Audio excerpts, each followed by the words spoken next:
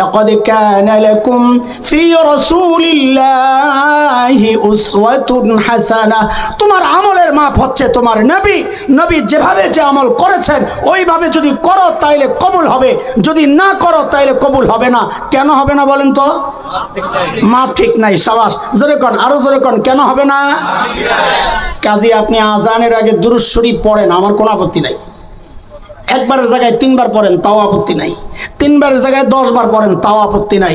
কিন্তু আপনার পায়ে ধরে একটু অনুরোধ করে যাই, আপনি একটু মাপটা মিলে এলেন। যদি মাপ ঠিক থাকে পড়েন, মাপ না থাকলে ছাড়েন। আপনি দুরূদ শরীফ বসে পড়বেন না দাঁড়ায়, এই ব্যাপারে আমি কথা বলবো না। শুয়ে পড়বেন না লাফায়, এই ব্যাপারে আমি কথা বলবো না। আপনি দেখেন মাপ ঠিক আছে কিনা। যদি দেখেন মাপ ঠিক আছে করেন, জিলাপি একটা আমারে দিয়ে। আর যদি দেখেন মাপ ঠিক নাই, টাকা পয়সা নষ্ট করেন না, আপনিও ছাড়েন। কথা বলেন না আপনারা, বুঝেন নাই কথা? কথা বুঝেন নাই? এইভাবে করব না, বিদআত করব না। কেন করব না বিদআত? মাপ ঠিক নাই। শাবাশ, ওইটাই তো চাইতেছি জবাব। বিদআত করব না, বলেন কেন করব না? এটা হলো এক গ্রুপ। আরেক গ্রুপ আছে দিনই মানে না, হের কাছে ভালোই লাগে না। হের উদাহরণটা শোনেন। আইসে কুমিল্লা বিয়ে করতে, শাসন গাছা দিয়ে ঢুকতে কইছে। কয় ওভার ব্রিজে ফ্লাইওভারে উঠছেন না, বাম পাশ দিয়ে যে আছে এদিক দিয়ে বুড়িচঙের রাস্তায় ঢুকে যায়। আল্লাহর বান্দা, বর কাফেলা, বর যাত্রা এমন জ্যামে পড়ছে, সুবহানাল্লাহ। ওখানে জ্যাম না থাকলেও বলে আধা ঘন্টা লেট হয়, আর থাকলে কি হয় আল্লাহ জানে। আমি আজকে আইসি, আমার আজকে তো জ্যাম নাই। আমি কি খোদা, জ্যাম না থাকলে এই অবস্থা? হায় আল্লাহ। তো আস্তে আস্তে বরযাত্রা বা মেয়ের বাড়িতে আস্তে আস্তে আসরের আজান দিয়ে দিছে। মুসলমান কুমিল্লার, ভালো করে শোনেন, আসরের আজান দিয়ে দিস। মেয়ের বাবা বলে, ঘটক রে, ঘটক সাহেব ভাই, খানা তো এমনি ঠান্ডা হয়ে গেছে, এখন যদি নামাজ পড়েন, বিয়ে শাদীর কাম সারেন, তাইলে খানা বাসি হয়ে যায়। এই জামাই সারা জিন্দিগি আমার মেয়েরে খোটা দিবে। তোর বাড়িতে গেছিলাম, তোর বাপের বাড়িতে, প্রথম দিনই আমার বাসি খানা খাওয়াই দিস। এখন কি করা? কয় বিয়ে শাদী পরে করে, খানাটা খাইলাম। আচ্ছা বলেন তো এমন হয় কিনা? বিয়ের আগে খাওয়া দাওয়া হয় কিনা? কথা বলেন, হয়? আরেকটা প্রশ্ন করি, বলেন তো মেয়ের বাড়িতে বরযাত্রার সেরা মেহমান কে? বর, জামাই কে? একজন কথা কে? যত খাবারের আয়োজন হয় সেরাটা কার সামনে দেয়? বরের সামনে। ঠিক আছে কথা? আবার বলেন, সেরা মেহমান, সেরা খাবার কার সামনে? তো দিছে বিশাল ডিশ, দেয়নি কুমিল্লা আপনার এলাকায়?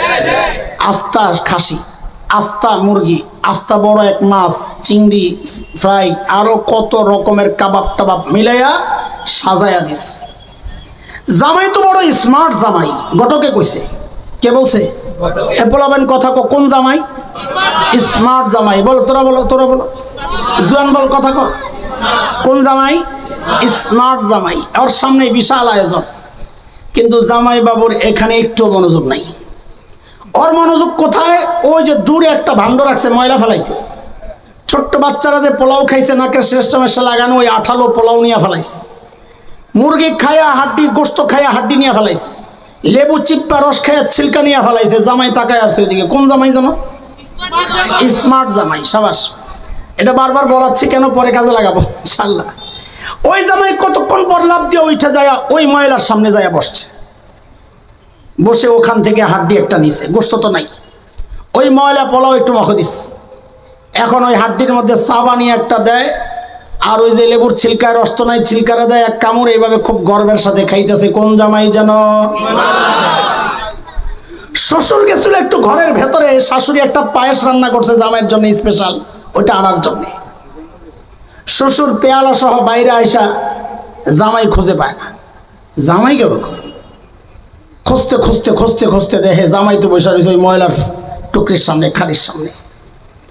আসলে ওখানে বসার কথা ছিল কুত্তার। কার? আরো জোরে বলে, কুত্তার। ময়লা কে খাবে? হাড্ডি কে খাবে? কথা ঠিক আছে তো নাকি? এখন শ্বশুর দাঁড়ায় দাঁড়ায় একটা কথা বলে, পোলা পায় না, আমার সাথে এই কথাটা মুখস্থ করবি, কাজে লাগবে। শ্বশুর দাঁড়ায় দাঁড়ায় বলে, কুত্তার আসনে জামাই কেন? বল, জামাইয়ের আসন খালি কেন? বল, আবার বল। কুত্তার আসনে জামাইয়ের আসন। আবার আবার আবার এই ডায়লগ মুখস্থ কর, কুত্তার আসনে জামাইয়ের আসন। ঘটকরে ডাক দিছে, মিয়া ভাই এদিকে আসে। কিসে ভাইজান? আপনি না বললেন জামাই বলে স্মার্ট? হ্যাঁ ভেরি স্মার্ট। কত ভেরি ছুটাই দিছি, লাগাইছে ঘটকরে পিঠা। আচ্ছা আপনারা বলেন, আমি আর গল্পের আগে দিকে যা গেলাম না, আপনারা বলেন এই জামাইয়ের কাছে কেউ মাইয়া দিবেন? জামাই তো না, পোলা। এখন জামাই বাদ। এই পোলার কাছে কেউ মাইয়া দিবেন? বোন দিবেন? আপনজনকে দিবেন? কারণ আপনার দৃষ্টিতে এইটা সুস্থ না পাগল? সবার থেকে শুনতে চাই, সুস্থ না পাগল? আরো জোরে শুনতে চাই, জোরে সোরে একসাথে শুনতে চাই। তাইলে তো এই সমাজে এখানেও দুই একজন পাগলের অভাব নাই। কেন? আরে দোস্ত, এই দুনিয়ার জন্য আমরা মুসলমান হচ্ছি আল্লাহর পক্ষ থেকে শ্রেষ্ঠ মেহমান। কুনতুম খায়রা উম্মাহ, আল্লাহ বলেছে। শ্রেষ্ঠ মেহমানের জন্য শ্রেষ্ঠ রসুল আল্লাহর পক্ষের উপহার। শ্রেষ্ঠ রসুলের শ্রেষ্ঠ আদর্শ আমার জন্য পরিবেশনা। আমি মুসলমান, শ্রেষ্ঠ নবীর শ্রেষ্ঠ আখলাক আমার ভাল লাগে না। আমি শ্রেষ্ঠ মেহমান, শ্রেষ্ঠ আয়োজন ভাল লাগে না। আমার নজর পড়ে থাকে কোথায়? হিন্দি সিনেমার সিরিয়ালে।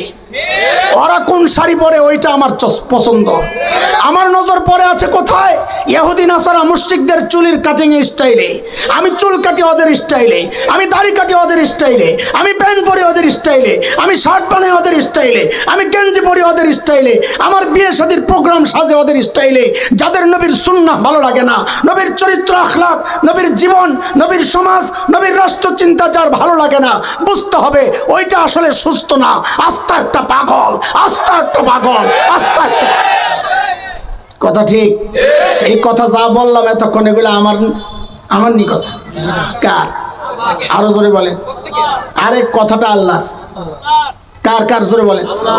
আল্লাহ কই বলেছেন শুনেন, আল্লাহ বলতেছে, وَلَقَدْ ذَرَأْنَا لِجَهَنَّمَ كَثِيرًا مِنَ الْجِنِّ وَالْإِنسِ لهم قلوب لا يفقهون بها ولهم أعين لا يبصرون بها ولهم آذان لا يسمعون بها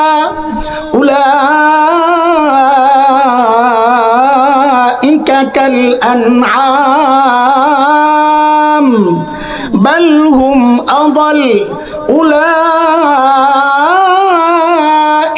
هم الغافلون।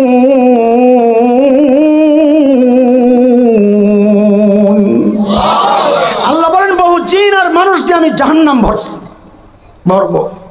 ভরার সিদ্ধান্ত আল্লাহর। এরা কারা? ভালো করে খেয়াল করো। ওই জামাইয়ের কথা মনে রাখেন। কোন জামাই জানি? স্মার্ট জামাই। একজন নাম দিয়ে লাইছে কুত্তা জামাই।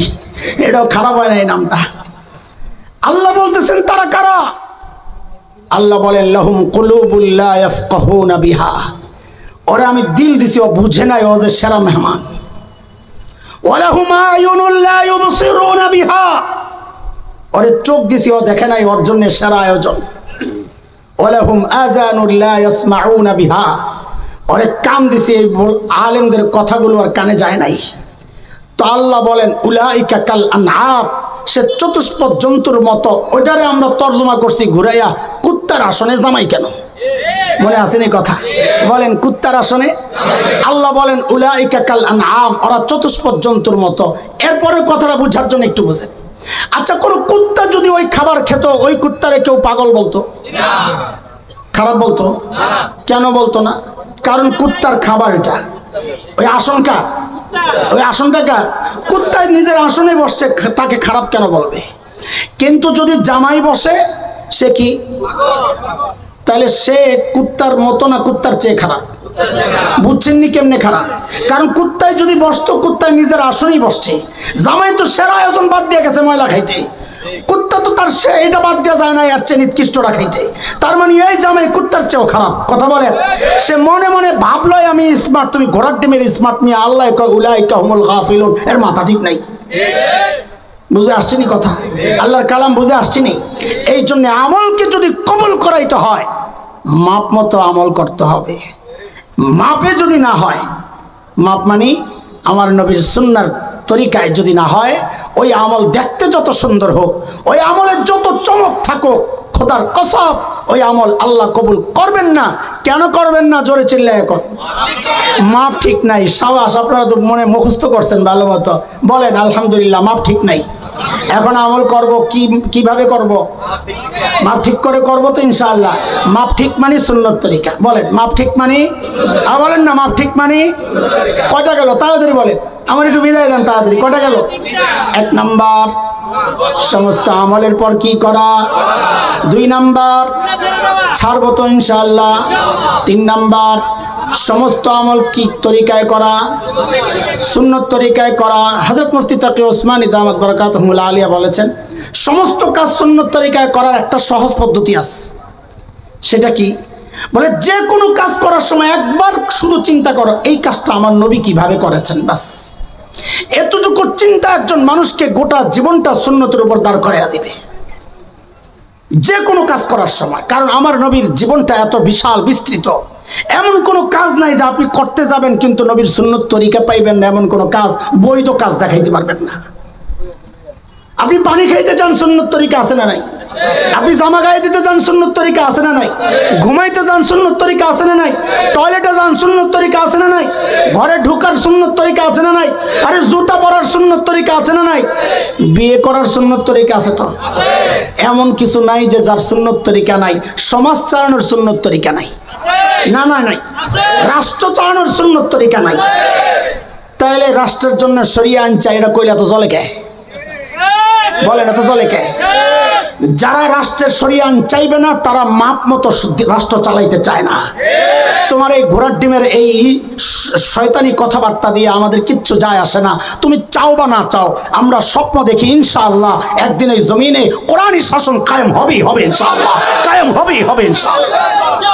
আল্লাহ কবুল করেন, আল্লাহ কবুল করেন। সব দেখা শেষ, এখন দেখতে চাই কোরআনের বাংলাদেশ। দেখতে চাই কি চাই না? আরে চাই কি চাই না? একটা কলা গাছও যদি ইসলামের পক্ষে, ঐক্যমতের পক্ষে যদি একটা কলা গাছও দাঁড় করায় দেয়, আমরা ওই কলা গাছের পক্ষে থাকবো ইনশাআল্লাহ। ঠিক আছে ইনশাআল্লাহ। ভুলে যাব ছোট মোটো যত আপোষের ইখতিলাফ আছে সব ভুলে যাব। ইসলামের জন্যে, দেশের স্বাধীনতা সার্বভৌমত্বের জন্যে অন্তত কোরআনকে ভালোবাসে, সুন্নাহকে ভালোবাসে এমন প্রত্যেকটা মানুষ এক হওয়া দরকার।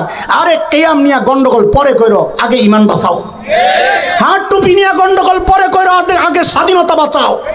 খাগড়াছড়িতে আগুন জ্বলছে, পার্বত্য অঞ্চলে আগুন জ্বলছে, উত্তরবঙ্গে আগুন জ্বলছে। খ্রিস্টানরা কোটি কোটি মুসলমান, আমাদের হিসাব 2 কোটি মুসলমানকে খ্রিস্টান বানায় ফেলছে। বাংলাদেশকে টুকরা করার চক্রান্ত হচ্ছে, স্বাধীনতা সার্বভৌমত্বকে খোবলে খাওয়ার চক্রান্ত হচ্ছে। এখনো তুমি পরে আছো, দুরুদ বৈশা পড়বা না, দাঁড়াইয়া পড়বা। সময় আসছে সব পক্ষের এক হওয়ার। ইসলাম বিদ্বেষী আমার দেশের স্বাধীনতা সার্বভৌমত্বের বিরুদ্ধে দাঁড়াবে, ওদের বিপক্ষে সবাইকে একসাথে আওয়াজ উঠাইতে হবে ইনশাআল্লাহ। আছেন তো নাকি? না বাইরে আবার লাগবেন গন্ডগোল? আল্লাহ তুমি কবুল করো, আল্লাহ এই দেশকে হেফাজত করেন। কয়টা বলেছি তাড়াতাড়ি বলেন। চলেন 4 নম্বরটা বলে আমি শেষ করবো ইনশাআল্লাহ, একটু সময় লাগবে। তার আগে একটা প্রশ্ন করি, জবাব দেন। বলেন তো আল্লাহর নবী সাল্লাল্লাহু আলাইহি ওয়াসাল্লামের সবচাইতে প্রিয় মানুষ কে ছিলেন? একটা মত পাওয়া গেল আবু বকর। আর কোন মত আছে? একমত হয়ে গেছেন সবাই? মাশাআল্লাহ, তো এরকম তো দেখি নাই। কি রে ভাই, আপনি কি এক কথা কইলেন সবাই একমত হয়ে গেছেন, আর ডরে কথা কয় না? তো খাদিজা বাদ, ফাতেমা বাদ, আম্মা জান আয়েশা বাদ, হাসান হোসেন বাদ। তো এবার কোন আল্লাহর নবীর সবচেয়ে প্রিয় কে ছিলেন? আবু বকর। আর কোনো মত নাই? কি কথা কয় না? খাদিজা। তো 2টা পাওয়া গেল মত। আর কোনো মত আছে? আম্মা জান আয়েশা 3টা গেল। আর কোনো মত আছে? হাসান হোসেন। আর কোনো মত আছে? ফাতেমা। 5টা হয়েছে মোটামুটি। খালি দোষ আঙ্গ হুজুরে গো, কিছুই লিখবেন আপনার হুজুরে এক হইতারলেন না। আর একটা ছোট্ট বিষয় দিছে আপনাদের সামনে, আপনারা এক হইতারলেন না, খালি দোষ আঙ্গ। বুঝেন নাই কথাটা, ঠেলাটা বুঝেন নাই। আচ্ছা, একটা হাদিস শোনেন, বুখারীর হাদিস শোনাইতেছি আপনাদেরকে। বুখারী শরীফের এক সাহাবীকে আল্লাহর নবী সাল্লাল্লাহু আলাইহি ওয়াসাল্লাম এক যুদ্ধের সেনাপতি বানায়া পাঠাইছেন মক্কা বিজয়ের পরে। সাহাবী হৃদয়ে তার একটা আশা জাগছে। কি সেটা? যে এত বড় বড় সাহাবীরা থাকতে, আবু বকর, ওমর, ওসমান, আলী, এমন বড় বড় থাকতে আমারে নবী কেন সেনাপতি বানাইলো? নিশ্চয়ই নবী আমাকে সবচেয়ে বেশি ভালোবাসেন। ভিতরে ভিতরে আশার কিটা। এখন ভিতরের চিন্তা একটা, বাস্তবে দেখে আরেকটা। এই বাস্তব আর ভেতর এই দুইটার সংঘর্ষ চিন্তা করলো, এত গন্ডগোলের দরকার কি? নবী তো আছে, যায় জিজ্ঞেস করলি তো হয়।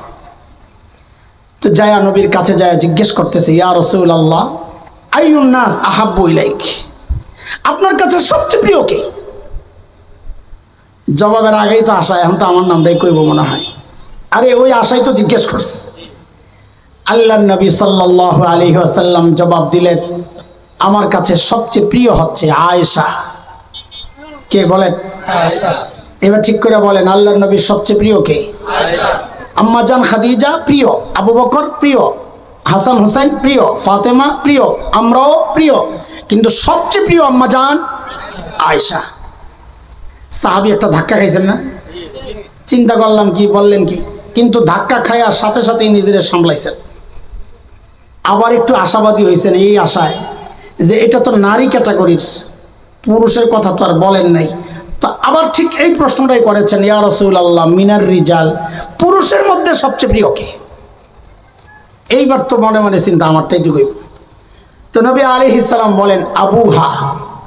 এর পরের জায়গা হচ্ছে আয়েশার বাবা আবু বকর। তাহলে 2 নম্বরে কে? আরে বলেন। এইবার তো খাইছে একটা বড় ধরনের ধাক্কা। ছেলেও নাই, মেয়েও নাই, সবচেয়ে সবার বেশি তাও নাই। ধাক্কা খায় আবার সামলাইছেন, ও আবু বকরের হিসাব তো আলাদা, এই লোকের সাথে তো পারব না। ইয়া রাসূলুল্লাহ সুম্মা মান, এরপরে কে? নবী বলে ওমর, ওনার নাম আসে নাই। সাহাবা একদম থক হয়ে গেছে, কিন্তু এরপরও আশা একটু যে রয়েছে। কি লেগা? 2 জনে গেছে, নারী তো বাদ, 2 জন গেছে, 3 নম্বর হওয়ার একটা সিরিয়ালের তো চান্স আছে। তো আবার জিজ্ঞেস করছেন, ইয়া রাসূলুল্লাহ সুম্মা মান, এরপরে কে? নবী বলেন ওমর, তাও সাহাবীর নাম আসে নাই। সাহাবী বলতেছেন হাদিসের কথা। সাহাবী বলেন আমি প্রশ্ন করা ছেড়ে দিছি, বাদ দিয়ে দিছি। কেন? ডর লাগছে আমার, যেভাবে আমার নাম না আসতেছে না, না জানি যাইতে যাইতে সবার শেষে আসে কিনা, তার চেয়ে চুপ থাকি মাঝামাঝি থাকার একটা সম্ভাবনা তো রইল।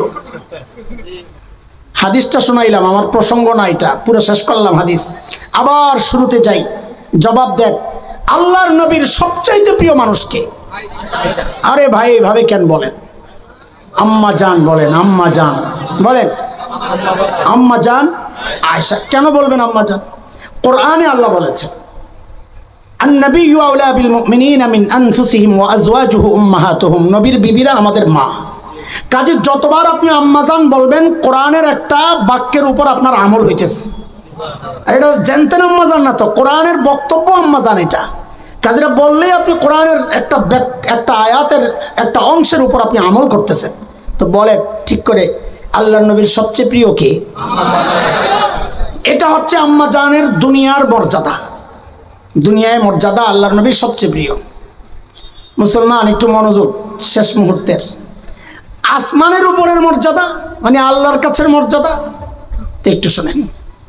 এক যুদ্ধ ছিল গজওয়াতুল মুরাইসি বলে, আরেক নাম হচ্ছে বনুল মুস্তালিক। ওই যুদ্ধ থেকে ফেরার সময় এক জায়গায় তাঁবু গাড়া হয়েছে রাত যাপনের জন্য। নবী আলাইহিস সালামের একটা সিস্টেম ছিল, যুদ্ধে কোনো একজন স্ত্রীকে সাথে রাখতেন। ওই যুদ্ধে ছিলেন আম্মা জান আয়েশা রাদিয়াল্লাহু তাআলা আনহা। শেষ রাতে নবী একজন ঘোষককে হুকুম করলেন, যাও ঘোষণা দাও, আমরা এখনই সফর শুরু করব, নামাজ পড়ে যার যার জরুরত সারি আসতে বলো। আম্মা জান বলেন আমিও গেলাম জরুরত সারার জন্য একটু দূরে। সব শেষ করে যখন আসলাম, আমার যে পালকি ছিল ওইখানে যখন আসলাম, আসার পর বুকে হাত দিয়ে দেখি আমার যে একটা হার ছিল ওই হারটা নাই, পড়ে গেছে। আম্মা জান বলেন আমি ওই হারটা তালাশ করতে গেলাম। অন্ধকার, মোবাইলের তো আর লাইট নাই, টর্চ লাইটও নাই, হাতরাইছেন খালি আন্দাজে, পান না। খুঁজতে খুঁজতে খুঁজতে খুঁজতে লম্বা টাইম আম্মা জান সেখানে। এদিক দিয়ে নবী আলাইহিস সালাতু ওয়াস সালাম কাফেলা নিয়ে আগায় গেছেন। আগায় গেলেন যে আম্মা জান যে পালকিটা আম্মা জানের জন্যে এটা সিস্টেম, এটাকে হাওদাজ বলে আরবিতে। এটাকে পালকির মতো করে ওটের মধ্যে বসানোর ব্যবস্থা, চারজন ধরে উঠায়া দেয়, ওটার মধ্যে বসে থাকে মেয়েরা। আম্মাজান বলেন আমি যে নাই ওরা কেউ টের পায় নাই, কেন আমি গরমে ছিলাম হালকা, চারজন উঠাইছে তো টের পায় নাই, মনে করছে আসি ভিতরে অন্ধকার, একটু পর্দাও দেওয়া। কিন্তু একটা সূক্ষ্ম কথা আপনাদেরকে এখানে জিজ্ঞেস করি, নবী যে চলে গেলেন আম্মাজানকে রেখে, এই অন্ধকার রজনী, এই একা একা নির্জন জায়গায় নবী যে রেখে গেলেন, নবী জানতেন কিনা যে আম্মাজান পালকির ভেতরে নাই? বলেন তো। আমি আমার বক্তব্য আর কি, নবী জানতেন না। আপনাদেরটাও শুনতে চাই, নবী জানতেন না? জানতেন না। আমি এইভাবে বললে আমি আগাবো না, জোরে শুনতে চাই। সন্দেহ থাকলে আপনারটা আপনি বলেন যে না জানতেন, আর যদি বলেন না জানতেন না, তো বলেন নবী জানতেন না? জানতেন না। কে কে বিশ্বাস করেন নবী জানতেন না? আমিও করি।